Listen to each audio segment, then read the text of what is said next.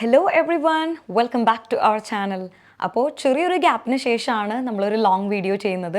റമദാൻ്റെ കുറച്ച് തിരക്കുകളൊക്കെ ആയിപ്പോയി. ഈ ഒരു മാസം കുറച്ചൊന്ന് ക്ഷമിക്കുക. ഇത് കഴിഞ്ഞിട്ടുണ്ടെങ്കിൽ നമുക്ക് റെഗുലറായിട്ട് വീഡിയോസ് ചെയ്യാം. അപ്പോൾ നമുക്ക് ഇന്നത്തെ നമ്മളുടെ വീഡിയോയിലേക്ക് കടക്കാം. ഇന്ന് നമ്മൾ ചെയ്യാൻ പോകുന്നത് നോർമലി നമ്മളുടെ ഡേ ടു ഡേ ലൈഫിൽ യൂസ് ചെയ്യാൻ പറ്റുന്ന കുറച്ച് സെൻറ്റൻസസ് ആണ് കേട്ടോ. So let's get started. നീ എന്നെ അറിയുമോ? നീ എന്നെ അറിയോ? നിനക്ക് എന്നെ അറിയാമോ എന്നൊക്കെ നമ്മൾ ചോദിക്കില്ലേ? ഇതെങ്ങനെയാ ചോദിക്കുക? നീ അറിയുമോ? Do you know? നീ അറിയുമോ? Do you know? ആരെ? എന്നെ. അപ്പോൾ മീ. നീ എന്നെ അറിയുമോ? Do you know me? Do you know me?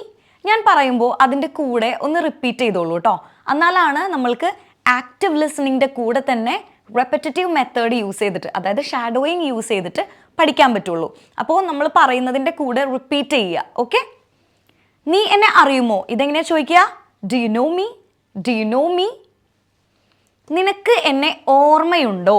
നിനക്കെന്നെ ഓർമ്മയുണ്ടോ എന്ന് ചോദിക്കുകയാണ്. ഇത് നമ്മളെങ്ങനെ ചോദിക്കും? നിനക്ക് ഓർമ്മയുണ്ടോ? Do you remember?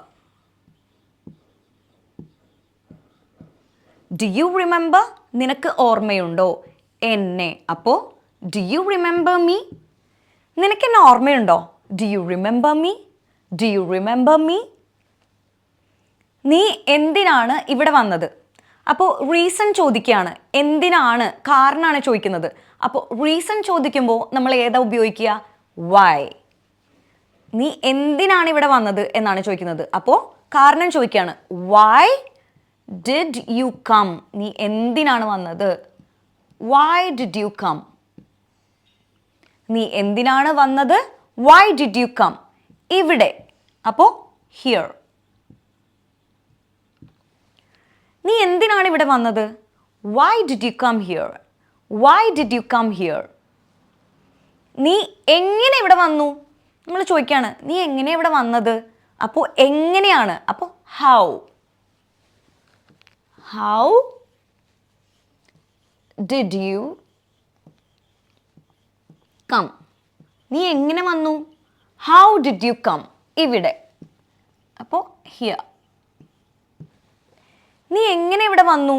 How did you come here? How did you come here? നീ എപ്പോൾ എത്തി? നീ എപ്പോഴാണ് എത്തിയത് എന്ന് നമ്മൾ ചോദിക്കില്ലേ? ഇതെങ്ങനെ ചോദിക്കുക? നീ എപ്പോൾ എത്തി?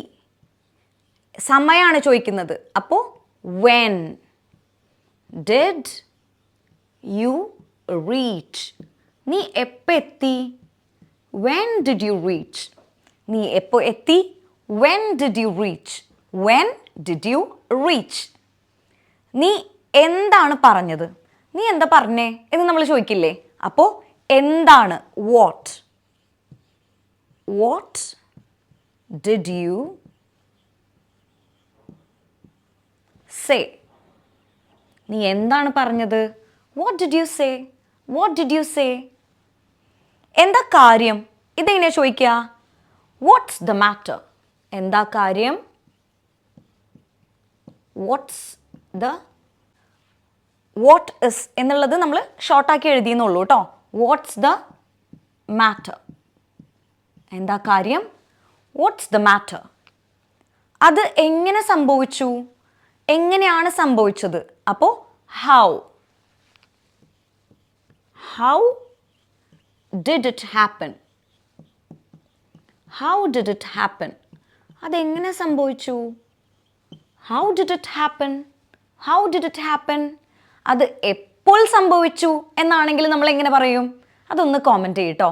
അത് എപ്പോൾ സംഭവിച്ചു? അവൾ അസ്വസ്ഥയാണ്. ഇത് നമ്മൾ എങ്ങനെയാ പറയാ? അവളാണ്. അപ്പോൾ ഇപ്പയാണ്, പ്രസൻ്റ് ആണ്. അപ്പോൾ ഷീ ഇസ് അപ്സെറ്റ്. അവൾ അസ്വസ്ഥയാണ്. She is upset. അവൾക്ക് സുഖമില്ല. ഓക്കെ, അപ്പോൾ ഷീ ഇസ് നോട്ട് വെൽ, അല്ലെങ്കിൽ she is not feeling well എന്നും നമുക്ക് പറയാം കേട്ടോ. അവൾക്ക് സുഖമില്ല. ഷീ ഇസ് നോട്ട് വെൽ, അല്ലെങ്കിൽ she is not feeling well. അവൾ ആശുപത്രിയിലാണ്. ഇത് നമ്മളെങ്ങനെ പറയും? She is in the hospital. She is in the hospital. അവൾ ആശുപത്രിയിലാണ്. She is in the hospital. അവൻ നാളെ വരും. ഓക്കെ, ഇത് നമ്മൾ എങ്ങനെയാ പറയാ? അവൻ വരും, ഫ്യൂച്ചർ ആണ് അല്ലേ? അപ്പോൾ he will come. അവൻ വരും, he will come. നാളെ, അപ്പോൾ tomorrow. അവൻ നാളെ വരും, he will come tomorrow. അവർ നാളെ വരും, they will come tomorrow. അവൾ വന്നേക്കാം, അവൾ ചിലപ്പോൾ വരും, അവൾ വന്നേക്കാം, അവൾ വരാൻ സാധ്യതയുണ്ട് എന്നാണ് പറയുന്നത് അല്ലേ? അപ്പോൾ അവൾ, ഷീ, വന്നേക്കാം. സാധ്യതയ്ക്ക് എന്താ നമ്മൾ യൂസ് ചെയ്യുക? മേ അല്ലെങ്കിൽ മൈറ്റ്. She may come. അവൾ വന്നേക്കാം, ഷീ മേ കം, അല്ലെങ്കിൽ ഷീ മൈറ്റ് കം എന്നും നമുക്ക് പറയാം. ഞാൻ ചിലപ്പോൾ പോകും. ഇവിടെ നമ്മൾ ശ്രദ്ധിക്കേണ്ട ഒരു കാര്യം, ഞാൻ ചിലപ്പോൾ പോകും എന്നുള്ളതിന് ഐ വിൽ സംടൈംസ് ഗോ എന്ന് പറയരുത് കേട്ടോ. അത് തീരെ ഇംഗ്ലീഷ് അറിയാത്ത ആളുകളാണ് അങ്ങനെ യൂസ് ചെയ്യുക. അതായത് തട്ടിക്കൂട്ടി നമ്മൾ സംസാരിക്കില്ലേ, അങ്ങനെ ട്രാൻസ്ലേഷനൊക്കെ നോക്കിയിട്ട് ചിലപ്പോൾ, സംടൈംസ് അങ്ങനെ. പക്ഷേ ഒരിക്കലും ഇംഗ്ലീഷ് സംസാരിക്കുന്ന ആളുകൾ, നന്നായി സംസാരിക്കുന്ന ആളുകൾ അങ്ങനെ പറയില്ല. ഞാൻ ചിലപ്പോൾ പോകും, ഐ വിൽ സംടൈംസ് ഗോ, അങ്ങനെ ഒരിക്കലും പറയരുത്.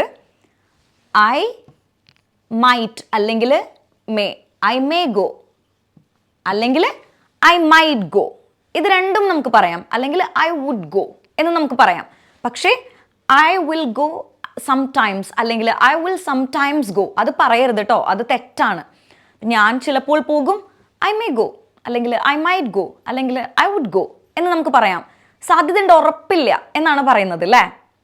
അവൾ ചിലപ്പോൾ പോകും എന്നാണെങ്കിൽ എങ്ങനെ പറയും? ഒന്ന് കോമെൻറ്റ് ചെയ്യട്ടോ. മഴ പെയ്തേക്കാം, മഴ ചിലപ്പോൾ പെയ്യും, അതായത് മഴ പെയ്തേക്കാം, സാധ്യതയാണ് പറയുന്നത് അല്ലേ? അപ്പോൾ ഇതിനെ നമ്മൾ എങ്ങനെയാണ് ഇംഗ്ലീഷിൽ എക്സ്പ്രസ് ചെയ്യുക? അപ്പോൾ ഇവിടെ സബ്ജക്റ്റ് ഇല്ല, സബ്ജക്റ്റ് ഇല്ലാത്തത് കൊണ്ട് നമുക്ക് ഇറ്റ് യൂസ് ചെയ്യാം.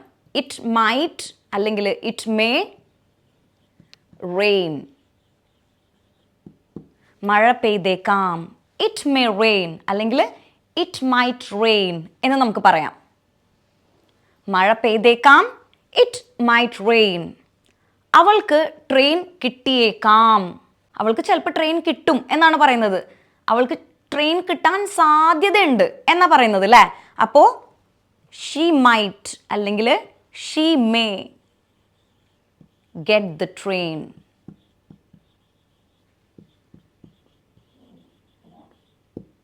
അവൾക്ക് ട്രെയിൻ കിട്ടിയേക്കാം, she may get the train എന്ന് നമുക്ക് പറയാം.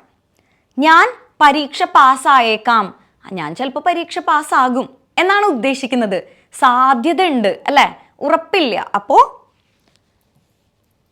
I may